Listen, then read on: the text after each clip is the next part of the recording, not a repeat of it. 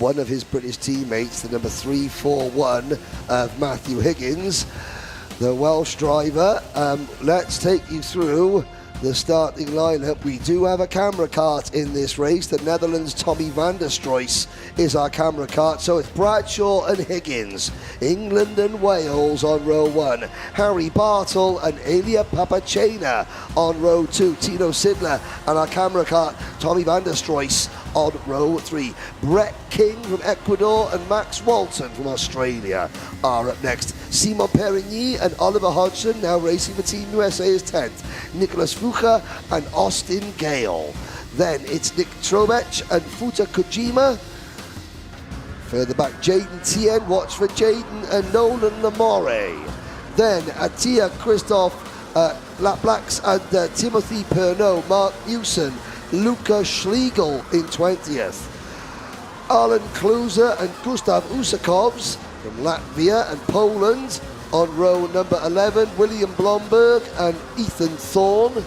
Then Augustin Sepulveda and Zhihang Zhou, the First Lady from Chinese Taipei and the island of Taiwan to ever qualify for the Grand Finals. Nathan Glenn, Peter Abu Keita are next. Zhang Rong Yu and Juan Felipe Ardea. We've got a couple of big names down at the back. Junjun Choi and Ethan Delgado, Diego Tierna, Ratcharat Anathanayakan. And on the very last row of the grid, Alexandru Volta and a real deal Dalton Haynes. An exclusion from qualifying, a penalty because he only did one lap and he was involved in that. We're about to see what Dalton can do because he is a talent. He's a hell of a driver. You know, they didn't have a lot and always made the best, and obviously, like I said earlier, brought it to Joe Turney. So that just shows what he's capable of, and I hope to see something cool from him, as Dalton's a great kid and a great driver. Yes, he is. His brother Roman is on the tools. Lights are out. We're off and racing. Oh my word.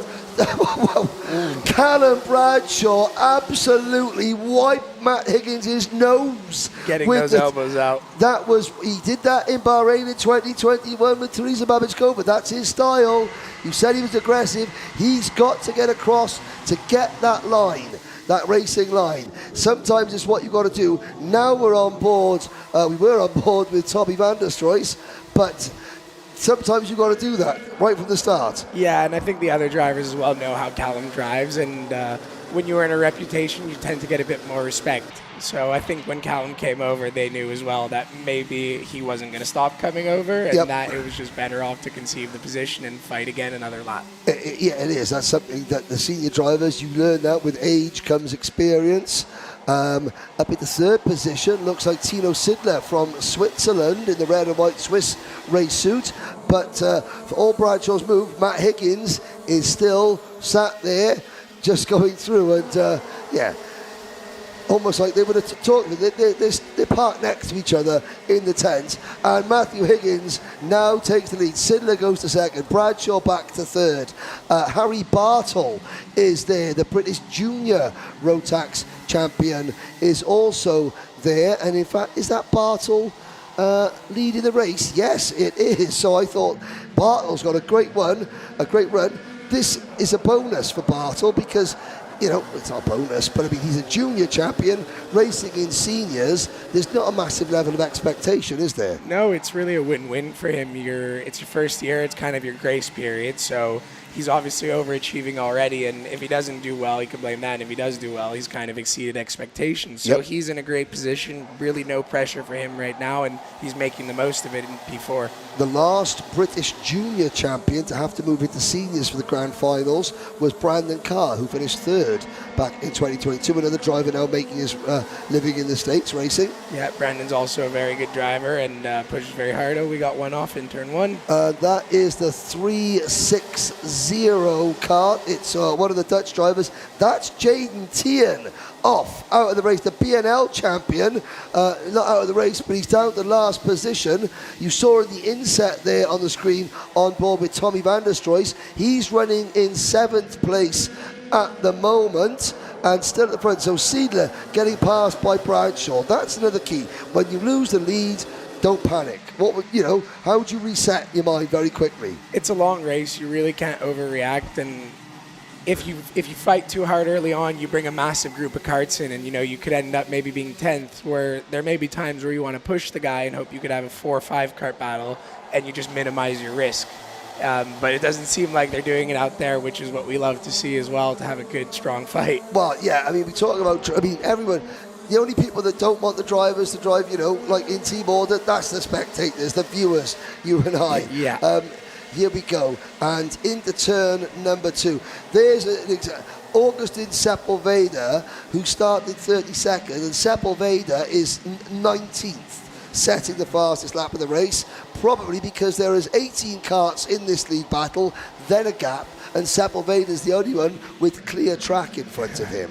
Yeah. And drivers looking over their shoulder.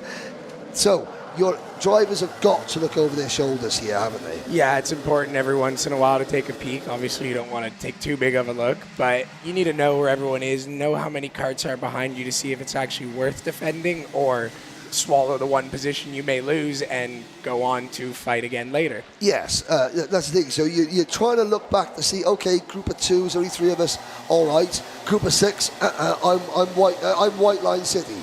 Like, this is exactly what Higgins want right now. It seems third's defending, and he's just managing to get a nice gap with Sidler. Timo Sidler, yeah. Yes, so and they you could can have see a nice Sidler fight. sort of pointing and saying, go. Now, there's Van der Stroys. He is tucked right up behind the number 362 kart, and that is Brett King Espinosa from Ecuador. I think it's safe to say he's one of the drivers that not the likes of Bradshaw and Higgins and Van der Stroys would have been like, not sure who he is. Well, they know who Brett King Espinosa is now, because he's running in 4th place there in the blue racesuit with the orange flicks to it. That's what's so cool about this race. You may not necessarily be known coming in, but you could definitely leave and make your name, put your name out there and get noticed. Oliver Hodgson said that basically winning this event in 2013 has given him the career in go-karting, because he was about ready to stop. But then, of course, he wins that, gets picked up as a driver, there's enough to pay, and he now makes his living out of karting. Did you finish with the podium here? Your career went on in different directions up to car racing. Yeah, after I finished on the podium here, I started to move away from karting. Obviously, I came back to Sarno to do the grand finals again because it's such a special race, but it was harder when I wasn't in the kart full time. Obviously, these are the best of the best, and they're in a kart every weekend, and it shows out there. The racing's close, it's hard, and you can't really make any mistakes or it always bites you. Now, looking at the field, coming up the straight towards turn number 7. This is the battle for 3rd position. Higgins and Sidler has gone. Bartle defending from King. So this is, Harry Bartle meets Ecuador's Brett King. And up that was Bradshaw. That's Bradshaw. You don't see that very often. And Brett King. Not happy. Not a happy chappy. Oh, and he's still not happy. Oh my word, that was Bradshaw going around. Shows that everyone can make mistakes. Higgins now looks over, Bart looks over the shoulder. Where'd they go? Head down, move on. Van der Stroys up at the 3rd. Now I do wonder, Van der Stroys was he just behind that incident? I wonder if we did manage to capture that on our onboard. We'll have to see. Austin Gale up into 4th. Thailand 4th. Perigny. Then Walton, Hodgson, Papachena, Uzakovs. Dalton Haynes from 36th has just cracked the top 20, Zach. Yeah, we expected big things from him, and he's living up to expectations right now. It's interesting. He looks like he's in no man's land from what I can tell at the moment, but let's see what kind of laps he can put down and maybe get to the group in front if they keep fighting like this. Well, that's in the insert there. You can see that's what Tommy van der Stroys is looking at. It's clean air at the moment, although if you, luckily it's not a backwards-facing camera, because that image would be full of Austin Gale, it'd be full of Simon Perigny, Max Walton, Oliver Hodgson, and the rest. It's still a bit strange to get used to watching Hodgson in that Team USA race suit. Yeah, it's different. Why is he doing that? Because he's racing on an American license, and he lives in America. Now, he did have the option, and now fight is back on. Lap number 8, side by side between Matt Higgins and Tino Sidler. Matthew Higgins finished third in this year's FIA World Karting Championship. He's the son of rally driver David Higgins. He's the nephew of, Mark Higgins, who's, if you ever go on YouTube and you want to see absolute lunatic drive Subaru Impreza around the Isle of Man TT course, then that's Matt's uncle. You're going to do it afterwards. It's crazy. I didn't know that, but let's hope Matt doesn't do any rallying today. I think he wants to keep it on the dark bit.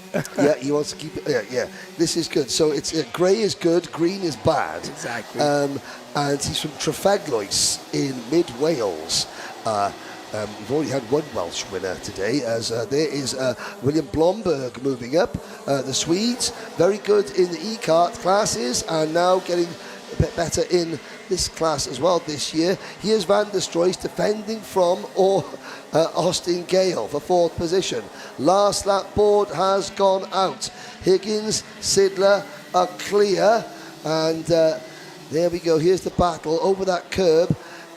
Tino Sidler, he's gonna make a move because he's got enough space behind him that if it doesn't work, he's not going to get freight trained. He's kind of safe. I wouldn't do anything too risky. Like I said, maybe do some homework, see where they're defending, and don't show all your cards right now. It's a long weekend, and and Bartle has closed right in, so that just goes to show that even if for half a lap you're defending, you can lose like a 1.3 second lead. It's never over till it's over.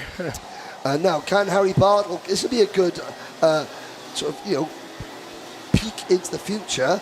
Bartle can't quite make the move coming out of the corner as the checkered flag goes down. There it is, checkered flag. Matt Higgins, Tino Sidler and Harry Bartle, the top three. Tommy van der Stroys finishing fourth. And at the last lap, Callum Bradshaw does the fastest lap of the race. That's frustration, anger. Bittersweet feeling. Sometimes you get angry and you drive a bit hard and go faster. I'm not sure if that's the case for Callum right now. He got a draft, but that's the risk you run when you get your elbows out. Sometimes it pays off, sometimes it doesn't. I didn't see the incident, but I'm sure Callum will come back and find his way to the front. These drivers who are regularly there always find a way to the front. Yes, indeed. Looking further back, William Blomberg, top 10. Augustin Sepulveda gained 12 places. The biggest mover was Dalton Haynes. 8th, 36 to 18th. You called it Alexandra Volta from Romania gaining quite a few positions, and sometimes karting throws up these incidents. It's like fate. Callum Bradshaw finishing in 23rd position. The driver that was involved in that, Brett King, just in front of him in 22nd. We can actually